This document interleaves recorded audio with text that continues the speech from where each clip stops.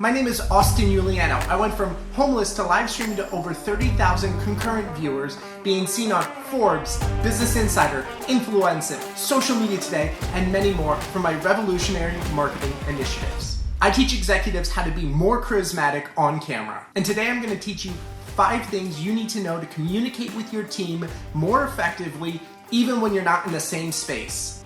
Number 1, project your energy about 20% more. I call this the 20% rule.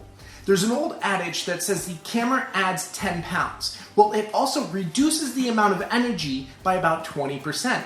So when you are speaking on camera, you have to project your energy past the camera and add a little bit extra oomph to everything you do. And there's an easy solution for this. Imagine your best friend is about 6 feet past the camera. You will naturally pick up your energy and project it just a little bit further if you're trying to talk to your best friend. Number 2, be mindful of the micro expressions your face makes.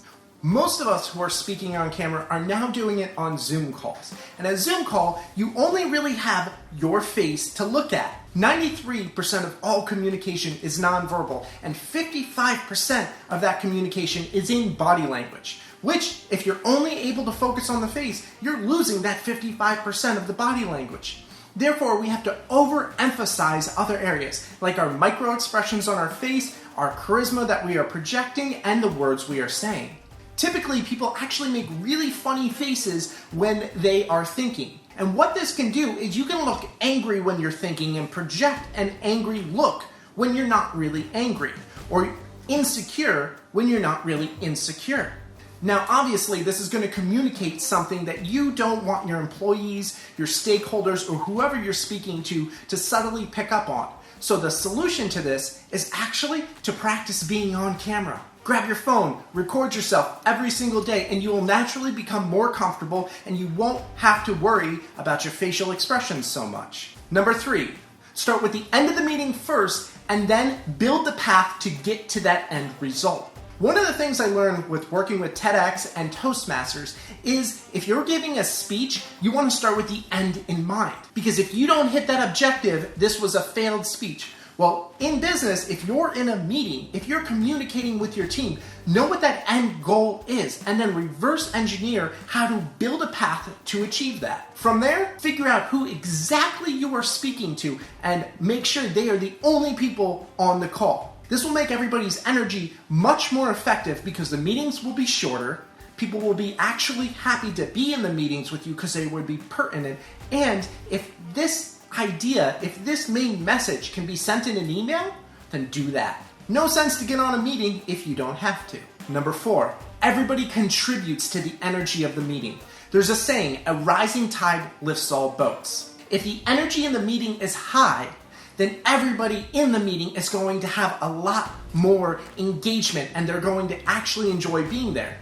But if the energy of the meeting is low, it's going to drain everybody's energy. Everybody in your organization, from the executive all the way down to the assistant, can actually benefit from just a little bit of on-camera training. It raises the collective energy of every single one of your team members because when we are communicating, we are subtly reading the nuances of the facial expressions, the body language, all of these mini inputs. If you're on a call and you're not able to actually read those inputs from other people, and if you're not giving those inputs that you are paying attention and you are engaged, it's actually going to make it more difficult for the person speaking. They have to hold more energy to communicate this to everybody. But if you're on a call and you're able to hold that energy and that space for the person speaking, everybody benefits. Learning how to actively give energy back to the speaker while you're on a Zoom call without interrupting them is a difficult skill, but something anybody can master.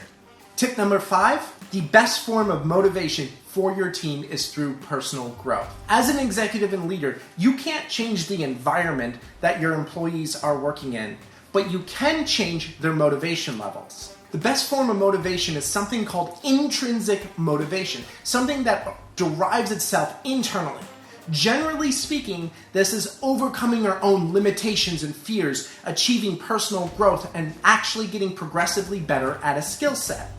According to Tony Robbins, the one common denominator between all successful people is their ability and desire to push past their own fears and limitations. Public speaking is the number one fear, and I believe speaking on camera is the number two fear. When we push past our own fears and limitations and conquer those challenges, it derives such a sense of power and worth that we get inspired to continue and keep going.